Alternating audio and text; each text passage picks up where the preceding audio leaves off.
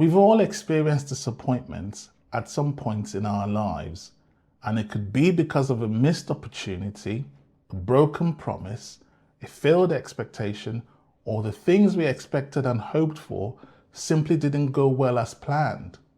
There's an overwhelming sense of frustration, hopelessness, and at times anger because we genuinely didn't expect to be in that situation or circumstance.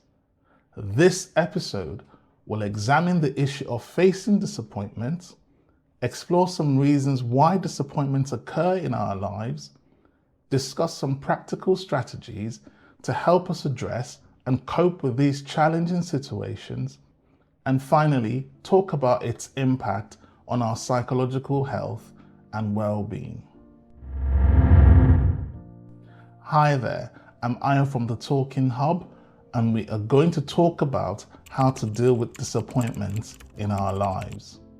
Disappointments can be described as a negative emotional state experienced when a desired result or outcome fails to happen or materialize in our lives. It is usually accompanied by the feelings of sadness and frustration because our hopes and expectations have suddenly been caught short and we are so upset about the entire situation. The self-discrepancy theory suggests that we all have different ideas or mental representations of who we currently are and who we aspire or actually think we should be. And disappointments can occur when there's a significant gap or discrepancy between our actual reality and what we've imagined for our ideal selves. We might experience disappointment because we often set unrealistic expectations for ourselves or others and become extremely disappointed when those expectations are not met. For instance, we might expect so much from a romantic relationship with someone only to be disappointed when there are disagreements on several issues. We can also face disappointments because someone fails to keep their words, and this leaves us hanging, not knowing what to do or who to trust because of their inconsistencies. For instance, we might have a friend or family member who promises to show up or do something each time, only to cancel at the very last minute for very flimsy excuses. Disappointments can also occur when our dreams and aspirations fail to materialize for various reasons, leaving us feeling deflated and unfulfilled. These feelings can make us question some of our strongest attributes, like working hard or the belief in ourselves, because we no longer feel encouraged or inspired to pursue our aspirations. We can also experience disappointments when we feel extremely powerless to change our current circumstances because they are beyond our control, and this makes us lose hope and live in despair. And finally, we become disappointed when we experience betrayal or deception from our friends and loved ones. Betrayal can come in many forms, like revealing our personal secrets, taking us for granted, mocking our inadequacies, and using us as a means for their own selfish gains. Going through experiences like this can really throw us off balance, make it difficult for us to trust and believe in someone again, and make us feel lonely and isolated. While disappointments can cause distress at some point in our lives, we've got to come to terms with the fact that disappointment will be experienced by everyone. And in my view, it's a part of our life events, and our failure to manage or address these issues can significantly have a negative impact on our psychological health and well-being. These impacts on our well-being could take the form of emotional distress. We feel a sense of frustration, distress, sadness, and possibly anger when we experience disappointments. These feelings can sometimes be intense and overwhelming, and it can lead us to becoming withdrawn and isolated if we do nothing to address it promptly. The impact of emotional distress can impair our daily functioning, making it difficult for us to carry out our tasks and responsibilities effectively. For instance, we might struggle to concentrate on our chores or self-care activities, like taking care of our bodies, having a bath, or eating right if we feel distressed because of a difficult situation. We can also experience a reduction in our motivation due to repeated instances of disappointments happening in certain areas of our lives. We also feel hopeless when we expect things to turn out in a particular way and they don't. Our motivation also decreases because there's no personal incentive to keep pursuing our desired goals or objectives. And finally, the loss of motivation also contributes to the lack of productivity and a disengagement in social activities. Another negative impact of disappointment on our well-being could be a decrease in our self-esteem.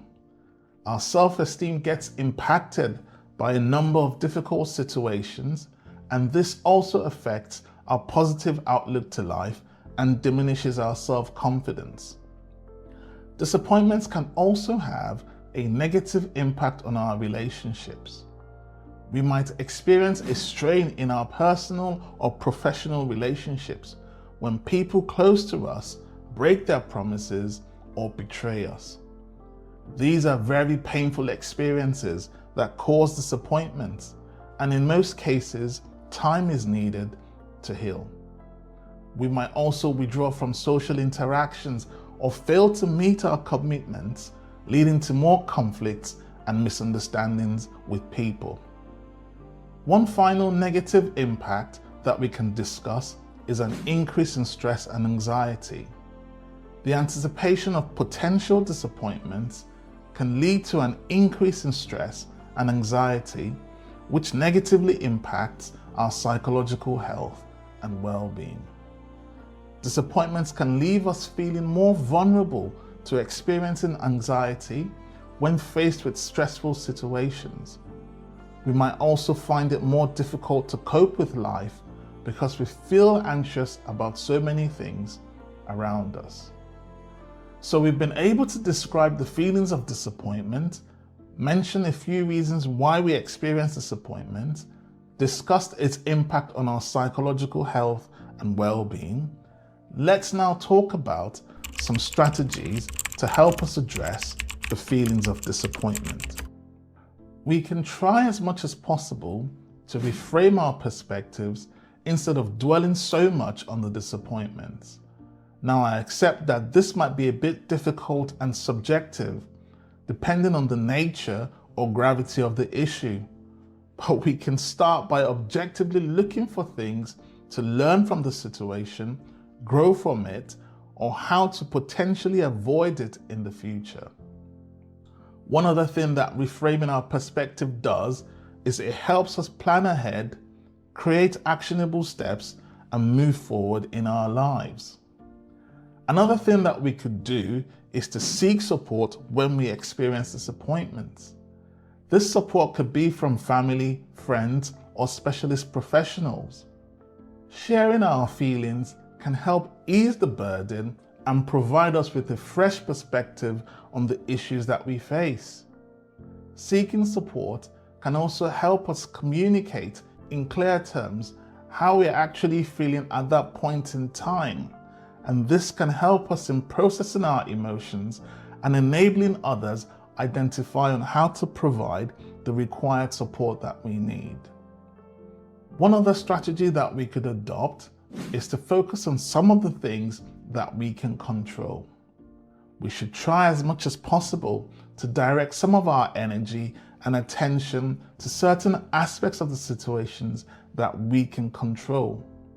We should also recognize that we do not have control over other people's behaviors, but we can control how we respond to their actions. We can also focus on giving our best efforts in certain situations and having a more positive and balanced outlook to life. And finally, we should practice self-compassion. We should be kind to ourselves and acknowledge that disappointments are a normal part of life, and everyone at some point in their lives will experience disappointments. We should also practice gratitude and regularly acknowledge the good things in our lives, even in the face of disappointments. Self-compassion also gives us room to understand ourselves more rather than suppress or criticize our feelings of disappointment. One other thing it does is by accepting these emotions with compassion, we can process them in a healthy manner instead of getting caught up in cycles of self-judgment and avoidance. So here's a quick review of what we've discussed on disappointment and its impact on our psychological health and well-being. We've been able to establish that disappointments are negative emotional states which arise when an unexpected outcome or desired result fails to materialize in our lives. We also experience disappointments because we set unrealistic expectations for ourselves and others. We're unable to change our current circumstances, and there are times we might feel betrayed by others. We also know that going through disappointments is a fact of life, and it can have a negative impact on our psychological health and well-being.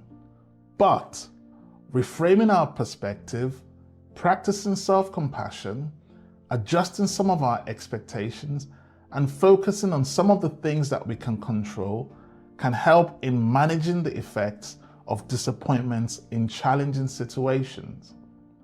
Although disappointments are part of our lived experiences, learning to effectively manage its impact on our psychological health and well-being is important because our level of self-awareness increases, we develop resilience and can adapt to difficult situations or circumstances, we experience an improvement in our self-esteem and confidence, we build stronger and better social connections, and finally, we have a more positive outlook to life. Thank you so much for watching.